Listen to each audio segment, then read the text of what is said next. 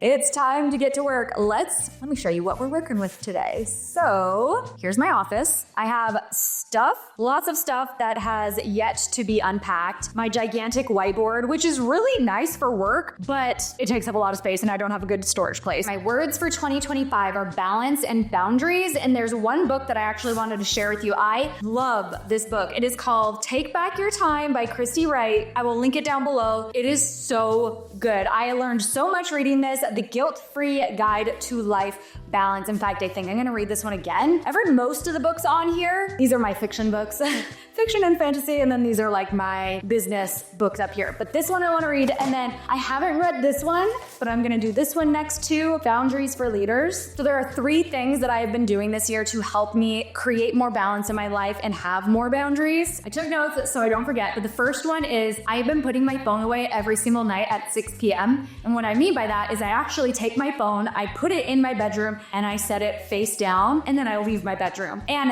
that alone has made such a big difference. I mean, think about it. When you have your phone on you, you are connected to millions of people. And anytime I have my phone on me, I'm constantly like checking for notifications, texts. This is when I really decided I need to have a better boundary with my phone. I was just holding my phone one day and I realized that my thumb literally opens social media apps without me thinking about it. My thumb has its own brain, and the second I realized that, I realized this is a very unhealthy habit and I need to have a better boundary with my phone. So I've been putting it away at night. It has been a game changer. Even our kids just not seeing us constantly checking our phone, looking for notifications or anything like that. And it has helped me so much with my anxiety. I cannot even begin to tell you. I realized, after I had been putting my phone away for about a month, I realized how overstimulated I was because of my phone, constantly looking for something to do, needing something to do with my hands, wanting to watch something, wanting to do something, wanting to keep myself busy. And when I started putting my phone away, I really just treat it like it's the 90s,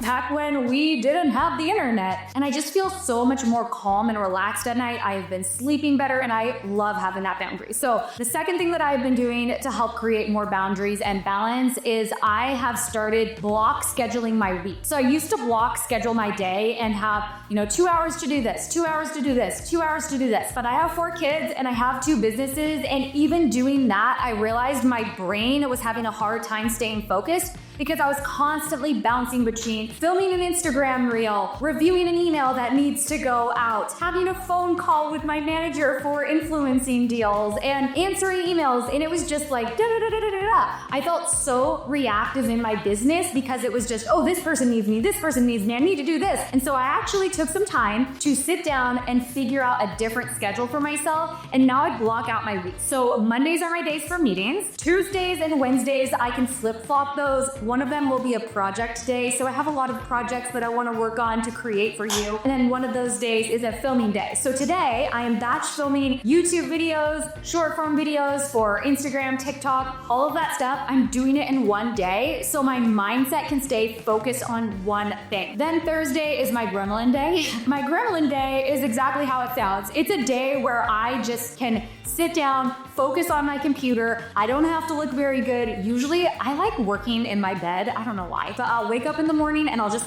work on my laptop, put up my hood on a hooded sweatshirt and literally sit in the dark and work like a gremlin. I get so much stuff done. And I figured, why not just build that into my schedule? And then Fridays, I don't want to work on Friday. My kids don't have school on Fridays either. And so Fridays are just off or a flex day if I need extra time to do something. But I am really clearly going to stick to those boundaries. It has been hard, but that brings me to the third thing that I have been doing, which anytime I am faced with a decision or someone asks me to do something that I don't have planned or it would be breaking one of my boundaries, I've been saying this mantra and this has been a game changer for me. And it's every time you say yes to something, you are saying no to something else. And so I started asking myself, if I say yes to this thing, what does it mean that I am saying no to? Okay, so here's an example. Let's say that a bunch of my girlfriends invited me out to brunch on a Saturday 2 days from now, and I have baseball for my kids. Yeah, it sounds like fun and I want to go hang out with my friends, but I need to ask myself, if I say yes to this, then what does it mean I'm saying no to? It means I'm saying no to taking my kids to basketball. basketball, baseball, we have so many activities that we do. But if I say yes to this one thing, it means I'm saying no to this. And then I go back to my book. You seriously have to read this book. It's so good. She talks about really making a list of all of your priorities, because when you actually list out your priorities, you can physically see exactly what you should do. So every month, every quarter, your priorities will change depending on what's going on. And so I will list out what are my priorities right now in order. I will rank them, family, work, play, whatever it is. You rank your priorities, and now when someone asks you to do something, you can say, if I say yes to this, what does it mean I'm saying no to? And is that thing I would be saying no to, where does it rank on my priorities? If I have said that this month my priority is my family, I'm going to say yes to my kids no matter what. My kids go above work and all else. I mean, there are times where work has to go above family if I'm launching a new product or something. Like I said, priorities can change, but I'll go to my list and say, my kids are at the top, and play is number 4, so I'm going to say no to this. And it helps me feel better about it. I feel a lot of guilt when I tell people no, and going through this exercise has helped me so much, and I don't feel as bad when I have to say no anymore.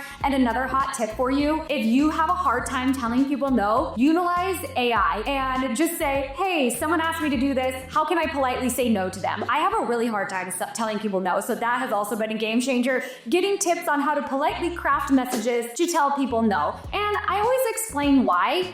And it's actually kind of funny. One of the things I said when my words for this year I decided are going to be balance and boundaries, I decided this is going to be my year of no. So many people say, this is my year of yes. I'm going to say yes to everything. This is my year of learning how to tell people no and respecting the boundaries that I set for myself. So I hope those tips help you. They have been a game changer for me. Again, read this book, Take Back Your Time. The other one, I have not read it yet, but Boundaries for Leaders. I've heard it's really good. I will keep you posted on how I like this one.